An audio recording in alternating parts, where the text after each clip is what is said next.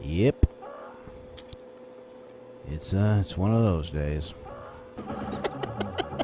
Originally released in 1988 for the Acorn, Electron, Archimedes, Apple IIgs, Amstrad, CPC, Atari ST, Commodore 64, DOS, MSX, NES, and the ZX Spectrum, as well as your beloved Commodore Amiga, the version that you are seeing right here. It's a bit difficult for me to place the origin system for this one. The 8 bits all look different. Most of the 16 bits have the same basic graphics set, so you might be tempted to think this was like an ST original. And after much magazine research, you are right, actually. It is the Atari ST, and the Amiga version came out soon after, but it was originally the ST. That was not at all obvious to me at first.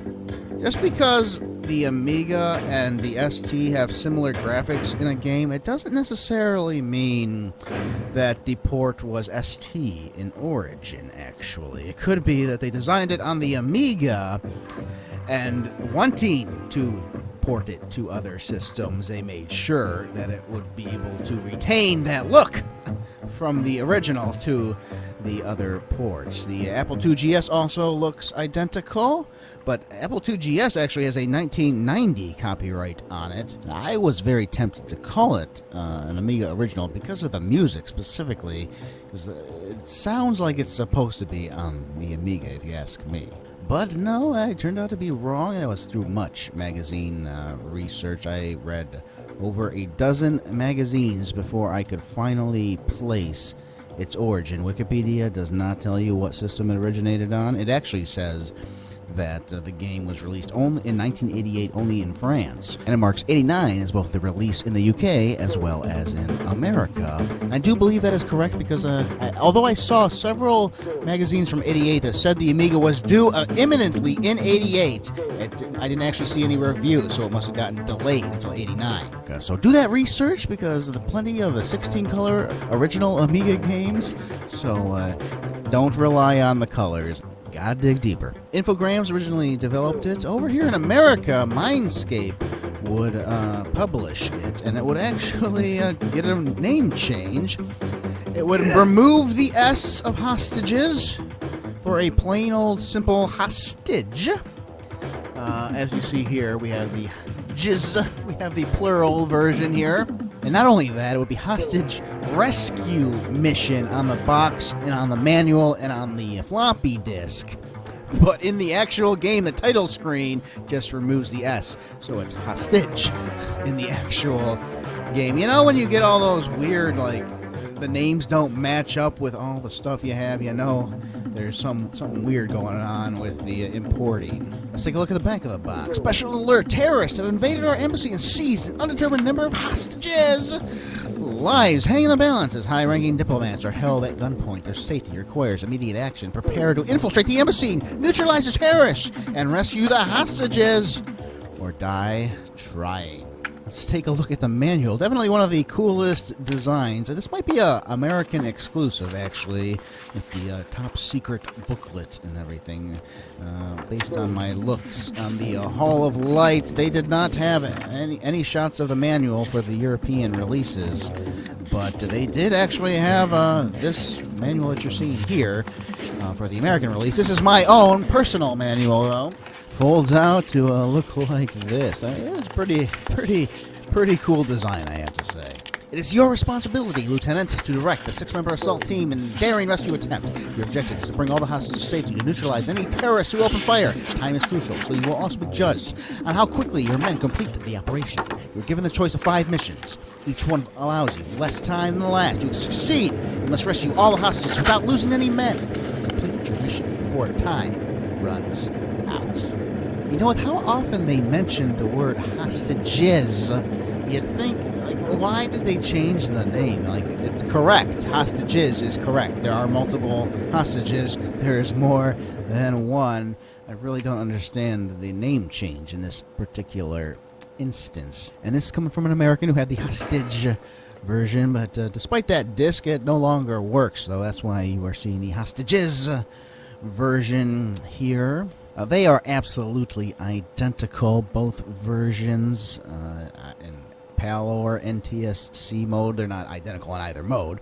I would actually say that this game, despite its France European origin there, that whoever designed this game was, stretching the monitor in 320 by 200 NTSC mode in order to look correct. Was the humans and like the bricks, the windows, everything I see looks best in NTSC 4x3, filling in that 4:3 screen as you are seeing here. It all looks correct in NTSC mode. So despite the European origins, I am going to say that this one is best played in NTSC mode. But it doesn't matter if you have the hostages version or the hostage version. Either of those will play identical in whatever mode you put them in. So I'm not really sure how to classify this game. Wikipedia is listing it as a tactical shooter, which I guess that would be the best way overall. That's a weird name, too. A tactical shooter. You don't see too many of those. No. But that first stage that you were seeing is very much a side-scroller of the very, very few side-scrolling games my father would play back in the day.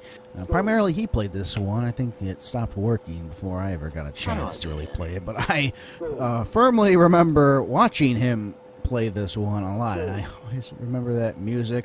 And just like Defender of the Crown and some other games I've mentioned in the past, when he was playing it, I would go off into the corner of the basement and pretend I was playing it in my imagination there. So side-scroller originally, then you go into that sniper mode, and now we are in this 3D mode, which was always my favorite. I could not wait. He spent a lot of time in the sniper mode and stuff, and I'm like, get to the 3D mode. It's like a third-person shooter, actually, inside the rooms. It's a third-person shooter, and it changes again once you go into the hallways to a first-person shooter. So it's a first-person here, but a third-person in the actual room. So it changes it up quite a bit there. I'd like to look at some magazine perspectives from back in the day. Amazing Computing, Volume 4, Number 8, August of 1989. Bradley Andrews. The future looks good for Amiga action game fans, and many new conversions are on horizon, and most promise to maintain the arcade standard for graphics and sound. While most will require a full megabyte of memory, the cost should be worth it. But now, on with the show. International terrorism is alive and well. The U.S. Embassy has been stormed and its workers taken hostage. You must lead an elite team of 6 commandos in an attempt to secretly penetrate the building, free the hostages, and bring the terrorists to justice. While each level can be replayed as many times as desired, there is no key available to abort the current level and restart. This feature is desirable because losing even one man causes your mission to fail. Often, I had to kill off the remaining team members so I could retry the level and attempt to complete it without losing any men. Me too, buddy. Me too. You'll see that a little later on. The graphics are well done and realistic. You can almost feel yourself hopping over the wall and ducking down the hall. The sounds are limited, but more than adequate. Some nice touches are included. Terrorists scream as they are shot, and your vision blacks out if you are shot. The joystick is used for all control and is fairly effective, though it does take a bit of practice to get used to its use in the embassy section. On the whole, hostage rescue mission can be enjoyable. The basic game mechanics are easy to learn. The lieutenant level is sufficiently easy that I performed well after only a short time, but the higher level should remain challenging. It is extremely frustrating to be blasted just as you walk in the room, but careful practice will almost make you an expert team leader. The limited theme does limit replay value, but on the whole, the upper levels remain challenging and should please many game players. Next up, computes Amiga Resource, fall of 1989. Take command of your Amiga. Hostage Rescue Mission 4495, Playability 5, Documentation 3, Graphics 5, Sound 5. Hostage Rescue Mission is gorgeous and believable. Joystick controls sensible, reflexive, and easily to learn. Both the sound effects and the soundtrack add substantially to the excitement. A wide range of difficulty levels, some of which can be reached only by succeeding at simpler missions, ensures a long lifetime of play. From September of 1989, Amiga World. Peter Olson notes the scenery as distractingly realistic. It's a very look at the interior, guys. Some great stuff there. The intuitive interface and realism makes a couple of minor glitches stand out. For instance, Special Forces members going through broken windows must re-break the windows each time. self-repairing glass aside, I haven't received such a swift, agreeable kick from a computer game in a long time. Computer Gaming World from August of 1989, where Hostage ranks in the top games based on readers' input. It would make number 37. Hostage Rescue Mission offers tomorrow's headlines today in a realistic combination of arcade and strategy. The game simulates the demanding realities of a deteriorating hostage situation in its final hour. Now, Computer Gaming World does go on to some minor annoyances, especially about the joystick. They don't particularly like the joystick control, but they're all just relatively minor and easily ignored in light of its playability. With its multiple levels of difficulty and tactical demands, this is a game not to be easily beaten and put on the shelf. If the joystick keyboard response problem did not exist, Hostage Rescue Mission would be an unquestionable value, even with the problem. It is an exciting and worthwhile experience. Now we'll go back to some more magazine reviews a little bit later on. Let's talk about what you're seeing here, seeing me die here. You can't actually officially win the game without being perfect, which is why you're going to sometimes see me just off myself rather than continue on with the death. Here is disaster. One of the team freeing the hostages on fire, killing one of them. What could have caused such a irresponsible action? So I killed a hostage, so you can't get that perfect end screen unless you rescue all the hostages or kill all the terrorists without killing any hostages. And, as well, none of your men can die in any of the scenes. So, there's that side-scrolling screen. All of them got to survive that one, or else you're not going to get the good ending at the end. Although, really, the good ending and the bad endings, it's all pretty much. It's just a little bit of text that's different. The only true mode where you don't get a real ending is that very first difficulty, that kind of rookie difficulty, where it doesn't even show you the text at the end when you finish it. It's really a game that's just about challenging yourself. You start out at those very easy difficulties, and you slowly learn the game. You go up to the next difficulty, and subsequent difficulties just get that little tiny bit harder. There's tons of difficulties. In terms of a game, there's a ton of difficulty settings for this one. 15 difficulty settings in total. Here's the good ending right there. Total victory. That's your reward for getting it all perfect. But then, what else? What other reason do you have to play the game? Well, it's just that challenge factor. It gets a little harder every single time. Eventually, by the hardest difficulty, you're not even gonna know where the terrorists are until you are actually in the room. They won't show up on your map there. And the key to success for this game, with me, was paying attention to the map.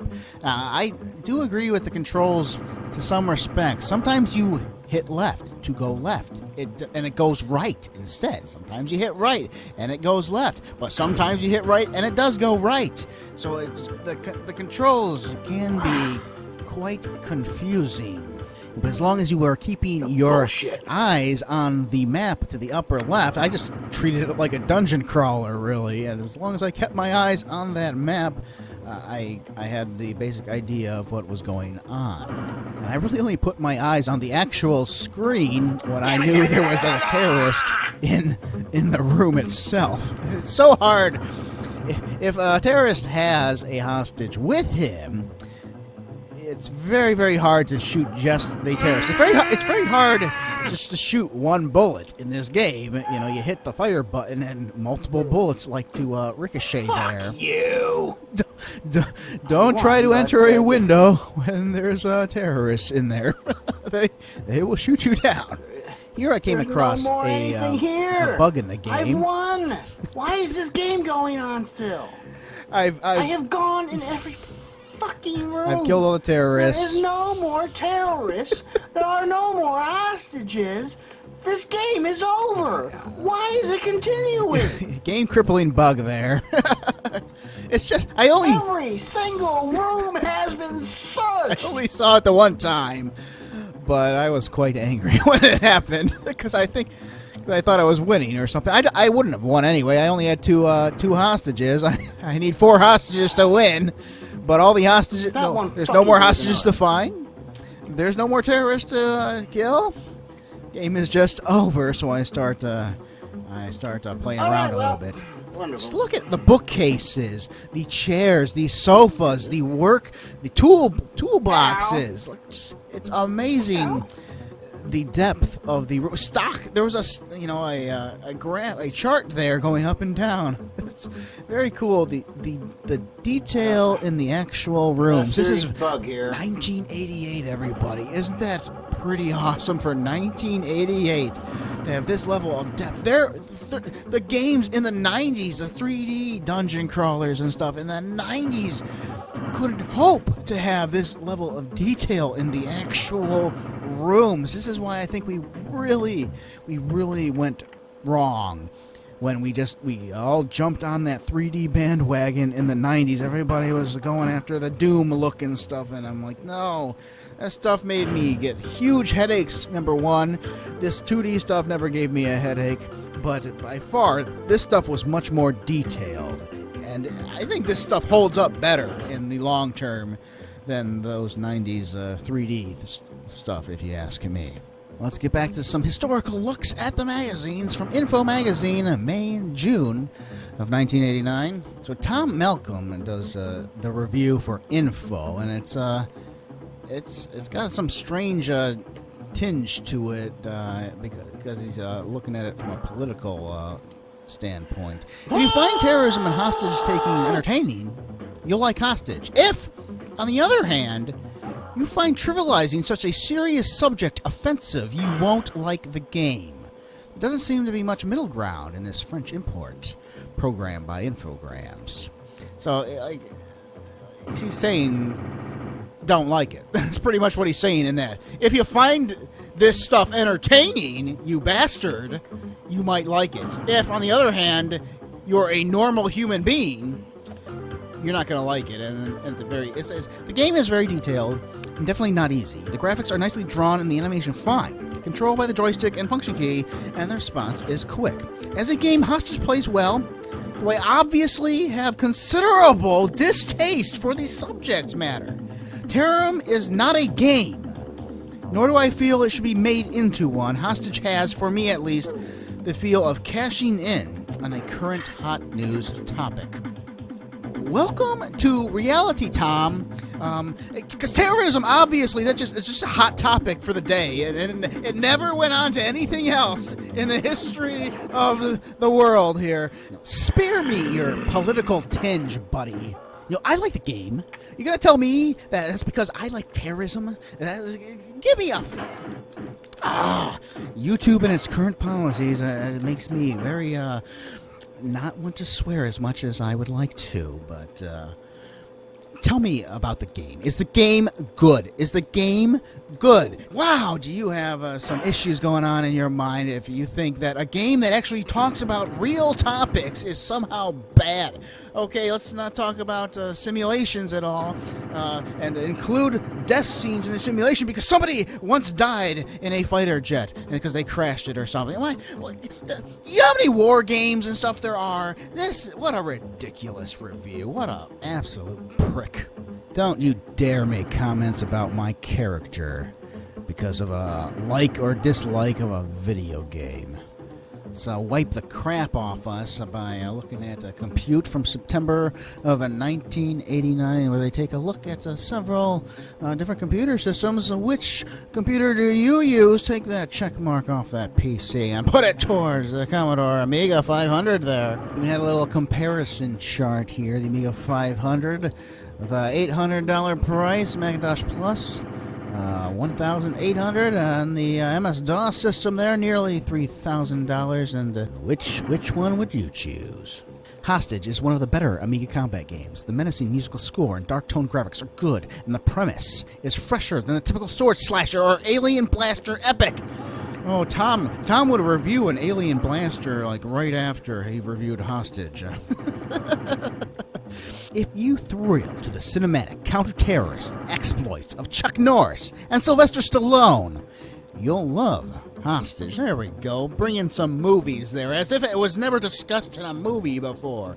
Yeah, how about True Lies would come a little later on. What do you think about True Lies, Tom? It's a shift to Commodore Magazine. The first time we're taking a look at this particular magazine, I think, August of 1989. Dedicated an entire page and a little more for Hostage in this magazine. The music keeps the suspense high, while the well-done and occasionally horrific sound effects will have your neighbors wondering if you're training a battalion in your basement. Hostage Rescue Mission is the perfect game for those looking for that extra something to go with fast action.